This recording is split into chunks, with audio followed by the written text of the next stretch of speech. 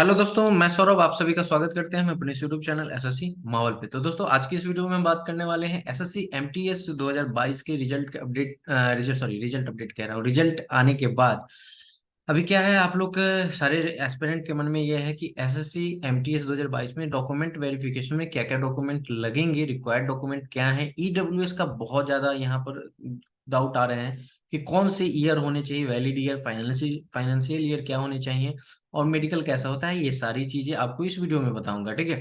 तो अगर चैनल पे पहली बार होंगे तो चैनल को सब्सक्राइब कर लेंगे और वीडियो को ज्यादा से ज्यादा लाइक और शेयर करेंगे ताकि ये वीडियो सब तक पहुंच पाए, ठीक है।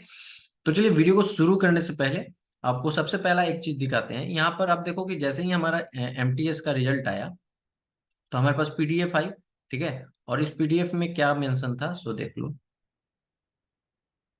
यहाँ पे आप देख पाएंगे कि पीडीएफ में हमारा क्या मेंशन था, कि पीडीएफ में हमारे पास मेंशन किया हुआ था।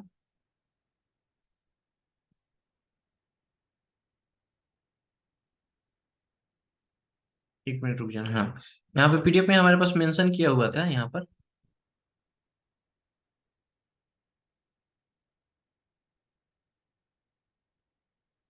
हाँ, यहाँ पे पीडीएफ में हमारे पास मेंशन क्या किया गया था कि मेंशन आपका था यहाँ पे सीरियल नंबर, ठीक है।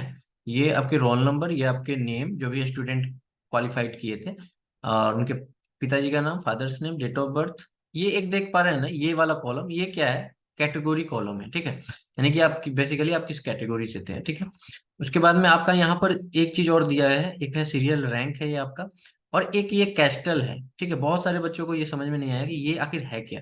तो देखो मैं आपको बता दूं कि कैस्टल मतलब कि अगर आपकी कैटेगरी, फॉर एग्जांपल कि आपकी कैटेगरी में यहाँ पे बता दूं कि अगर आपकी कैटेगरी ओबीसी है, ठीक है, और यहाँ पर आप कैस्टल में आपका दूसरा दिखा रहा है, जैसे 9 दिखा रहा है, तो इट मीन्स कि आप जो है कैटेगरी तो आपकी ओबीसी है, बट आप क्वालिफाई कर गए हो यूआर से, ठीक है। आपके मार्क्स अच्छे थे और यूआर के कट ऑफ को आप क्लियर कर रहे थे, तो आपको यूआर से क्वालिफाई कराया गया है, ठीक है।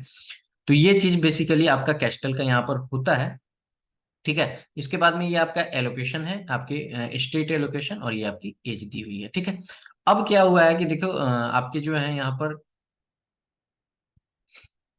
जो आपके नेक्स्ट फर्दर प्रोसेस जो है बहुत ही ज्यादा फास्ट हो चुका है, क्योंकि रिजल्ट हमारा लेट आया, बट आपके एलोकेशन जो है स्टार्ट हो चुके हैं। दो रीजन के एलोकेशन आ चुके हैं। देखिए एलोकेशन आपका कुछ इस तरह से होता है। यहाँ पे रोल नंबर होता है, रजिस्ट्रेशन आईडी होती है, कैंडिडेट का नेम होता है, फादर नेम होता है, मदर नेम होता है, date of birth, gender, category. फिर यहाँ पर देखो, यहाँ पे मैंने बताया ना आपको कि ये कैटेगरी आपकी दी हुई है ईडब्ल्यूएस, और यहाँ पर दिया हुआ है कैस्टल में यूआर, यानी कि ये कैंडिडेट यूआर ईडब्ल्यूएस से थे, ठीक है। लेकिन इन्होंने क्या किया कि ये यूआर की कटऑफ को क्लियर कर रहे हैं, तो ये यूआर से इनको क्वालिफाई करा दिया गया, ठीक है। समझ में आया। तो उसी तरह इनका, और इनका स्टेट एलोकेटेड ये हुआ था, तो इनकी डिपार्टमेंट बताई गई है, ठीक है। तो ये सारा आप देख पाएंगे कि ये ओबीसी से थे तो ओबीसी से ही क्वालिफाई किए हैं, ओबीसी से थे तो यूआर से क्वालिफाई किए हैं। इसका कैस्टल का मतलब यही होता है, मैं आपको बेसिकली ये समझा रहा हूँ, ठीक है। फिर यहाँ पे देखेंगे ओबीसी से थे तो ओबीसी से ही क्वालिफाई किए हैं, ईडब्ल्यूएस ईडब्ल्यूएस, एससी एससी से ही किए हैं, यूआर से थे, ठीक है। और यूआर में ईएसएम से थे तो ईएसएम से किए हैं, ठीक है। क्लियर है। तो ये सारा चीज इनका बताया गया है। तो कैस्टल का अब आप लोग मतलब समझ चुके हैं। मतलब ये है कि आपकी कैटेगरी कोई सी भी हो, अगर आप कैस्टल में जो रैंक दिखा रहा है, सॉरी जो आपकी कैटेगरी कोड दी हुई है उसी कैटेगरी से आप क्वालिफाई किए हो, ठीक है। अब इसका बेनिफिट क्या है सो मैं आपको बताता हूँ। बेनिफिट ये है आपका, इसके कोई भी ये मतलब डिसएडवांटेज नहीं है, एडवांटेज ही है। अब कैसे है, फॉर एग्जांपल कि आपके ओबीसी से हो आप, और आप यूआर से क्वालिफाई कर रहे हैं, जैसे कि ये है इनका रोल नंबर, ये है क्या नाम है, गणेश शिवाजी, ठीक है। तो ये क्या है, यूआर से क्वालिफाई किए हैं, तो इनको ओबीसी का कोई भी सर्टिफिकेट नहीं लगेगा। ये डायरेक्ट जाएंगे अपना डॉक्यूमेंट वेरिफिकेशन कराएंगे, और उनका काम तमाम। और जो ओबीसी से आ रहे हैं, जैसे ये ओबीसी से हैं, ओबीसी से किए हैं, तो इनको सारा डॉक्यूमेंट आपका ओबीसी वाला लगाना पड़ेगा। तो ये आपके बेनिफिट है, ठीक है। ठीक है, आपको कोई भी टेंशन जो है, क्रूशियल डेट, ये सारी चीजें आपको नहीं करनी पड़ेगी। अब बात कर लेते हैं कि कौन कौन से डॉक्यूमेंट जरूरी है। तो देखो यहाँ पर मैंने आपको बता दिया है कि एसएससी एमटीएस डॉक्यूमेंट वेरिफिकेशन, दो आपके रिसेंट पासपोर्ट साइज फोटो चाहिए, और उसके वन ओरिजिनल आईडी प्रूफ चाहिए, आधार कार्ड, ठीक है, या वोटर आईडी कार्ड, कुछ भी ला जा सकते हो आप। Copy of matriculation and secondary certificate आपके, और मतलब आपके ओरिजिनल भी चाहिए और कॉपी सॉफ्ट ये सॉरी फोटो कॉपी भी चाहिए, ठीक है।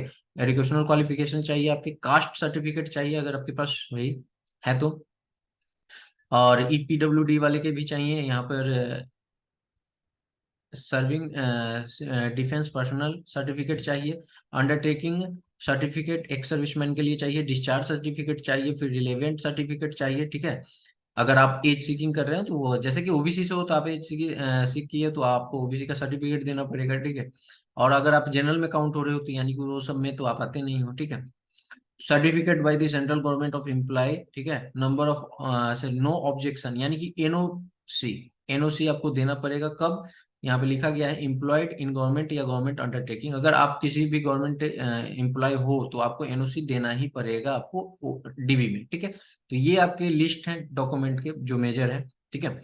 उसके बाद में आप आते हैं, बात कर लेते हैं कि ईडब्ल्यूएस का बहुत ज्यादा इशू है जो कि हमारे पास आया ईडब्ल्यूएस कैंडिडेट के द्वारा। तो देखो क्या है कि सबसे पहले बात हमें गौर करनी है कि ये हमारा रिक्रूटमेंट कब का है, तो ये हमारी रिक्रूटमेंट है 2022 की, ठीक है। तो नोटिफिकेशन आई है 2023 में, लेकिन हमारा एक्चुअली ये जो रिक्रूटमेंट है वो है 2022 की। तो कभी भी याद रखो, ये जब आपका ईयर होगा ना, ये आपकी ईयर हो जाएगी 2022 से 23, ठीक है। मैं इसको पूरा लिख देता हूँ 2023। और यहाँ पर एक और चीज देख पा रहे हो, यहाँ पे लिखा हुआ है फाइनेंशियल ईयर, यहाँ पर आपका एक साल पीछे चल जाइए, 2021 से ये 2022 होगा, ठीक है। यानी कि आपका ईडब्ल्यू सर्टिफिकेट में मेंशन होना चाहिए फाइनेंशियल ईयर 21 से 22 और वैलिड ईयर 2022 से 23, क्लियर है। तो ये आपकी वैलिड मानी जाएगी। अदरवाइज अगर आपके पास ये ऐसा नहीं है तो आपको क्या किया जाएगा, यूआर में रखा जाएगा, ठीक है। अब चलिए बात कर लेते हैं क्रूशियल डेट की, कि क्रूशियल डेट में क्या इशू है, क्या कैसा है, ठीक है। तो मैं आपको बता दूं कि क्रूशियल डेट लेकर आपको बिल्कुल भी सोचना नहीं है। बस देखो डीबी में कौन बाहर होंगे सो मैं आपको बता देता हूँ कैसे कैंडिडेट बाहर होंगे, ठीक है। यहाँ से बहुत सारे बच्चे को डाउट है कि क्या मुझे डीबी में बाहर कर दिया जाएगा, क्रूशियल डेट नहीं है हमारे पास, ये सारी चीजें बहुत ज्यादा चीजें दिमाग में आती हैं। तो यहाँ पर हमको करना क्या है, देखो जैसे ही आप डीबी में जाओगे, ठीक है, डीबी के लिए आप जाओगे तो डीबी में जैसे ही डिपार्टमेंट में आ जाओगे तो आपको क्या होगा कि फॉर एग्जांपल आप ओबीसी से हो या एससी से किसी से भी हो, तो आपको क्या किया जाएगा कि आपको डॉक्यूमेंट मांगे जाएंगे, ठीक है। तो उसमें आपसे एक पहले ही आपसे क्वेश्चन किया जाएगा कि क्रूशियल डेट वाले जो हैं वो अपने रेज ये हैंड रेज कीजिए, ठीक है। तो वो हो गया, और एक जो बिना क्रूशियल डेट के हैं, मतलब क्रूशियल डेट जिनका नहीं है वो भी अपना हैंड रेज कीजिए, ठीक है। तो जो क्रूशियल डेट है उनको तो कोई दिक्कत नहीं है, जिनकी नहीं है उनको क्या करने की, उनको भी कोई दिक्कत नहीं है, बिल्कुल मैं आपको सही चीज बता रहा हूँ। तो उनको क्या करेंगे, इनसे एक डिक्लेरेशन फॉर्म भरवाएंगे, ठीक है, लिखाएंगे, मतलब वही डिक्लेरेशन होता है ना कि मेरे द्वारा दिया गया सारा चीज, ये जो भी चीज है वो बहुत ही मतलब वो सारा चीज सच है, और अगर कुछ इसमें त्रुटि पाई जाती है तो इसके जिम्मेवार हम होंगे, हमारे ऊपर सारी कार्रवाई हो सकती है, ठीक है। तो वो आपको एक डिक्लेरेशन आपको भरना पड़ेगा। फेल आप लोग नहीं होने वाले हो। फेल कौन होगा, फेल वो होगा जैसे फॉर एग्जांपल कि कोई ओबीसी से नहीं आता है और उसने ओबीसी में फॉर्म फिलअप किया है और ओबीसी से वो क्लियर कर रहा है, ठीक है। और उसको जब ओबीसी का डॉक्यूमेंट प्रोड्यूस करना पड़ा तो वो ओबीसी का डॉक्यूमेंट नहीं दे पाया, तो वो हो जाएगा डीडीबी से बाहर। तो ऐसा तो कोई होगा नहीं, ठीक है। तो इसलिए बिल्कुल भी आप घबराइए नहीं कि मतलब ये क्रूशियल डेट को लेकर डीबी से बाहर हो जाएंगे, बिल्कुल भी जन नहीं। जिनका लिस्ट में नाम आ चुका है, जिनके पीडीएफ में नाम है, सभी का जॉब होना है, ठीक है। तो ईडब्ल्यूएस का आप मतलब समझ लीजिए, वैलिड ईयर जो जिस साल की वैकेंसी है वो मतलब 22 से 23, 22 की वैकेंसी है तो 22 से 23, और फाइनेंशियल एक साल पहले। फॉर एग्जांपल अगर 2000 एमटीएस 2023 की बात करें तो आपके पास वैलिड ईयर हो जाएगा 23 से 24, फाइनेंशियल ईयर हो जाएगा 22 से 23, क्लियर है। तो ये चीजें आप समझ जाइए, एक साल पहले वैलिड ईयर से मांगा जाता है, ठीक है। अब मैं बात कर रहा हूँ कि आपके जो डिपार्टमेंट एलोकेशन है वो तो आपको यहाँ पे दिख रहा है कि जो मैंने अभी आपको दिखाया कि ये एक रीजन का है, एक रीजन और आ गया, दो रीजन आ चुके हैं अभी, और सारे रीजन जल्दी आ जाएंगे। मेरे अकॉर्डिंग जो है अगले वीक में सारे रीजन आ जाएंगे, ट्यूसडे या वेडनेसडे तक आपके हो जाएंगे, ठीक है। अब हमें ज्वाइनिंग की जो बात कर रहा हूँ, ज्वाइनिंग के लिए देखिए एक चीज आया है हमारे पास कि invitation to new appointees to attend the event physically at national media centre hotel में, यहाँ आपके एड्रेस दिया गया है कब, 30 अक्टूबर को। ये क्या है, congratulation on being selected appointment for the post of commercial cum ticket clerk Indian railway government of India. You are invited attend to Rozgar Mela. अच्छा देखो यहाँ पर चीजें दी गई हैं कि यहाँ पर किसको किसको बुलाया गया है। कमर्शियल कम टिकट क्लर्क, ठीक है, Indian railway, government of India, ठीक है।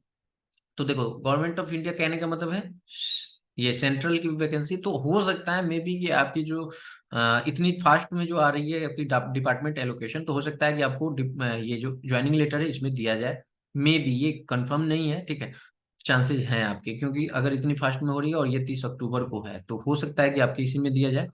अब बात कर लेते हैं कि मेडिकल में आपके बहुत ज्यादा कंफ्यूजन है कि कैसा होगा। देखो मेडिकल जो है ना, आपके दो तरीके, मतलब डिपेंड करता है डिपेंडेंट के ऊपर, ठीक है।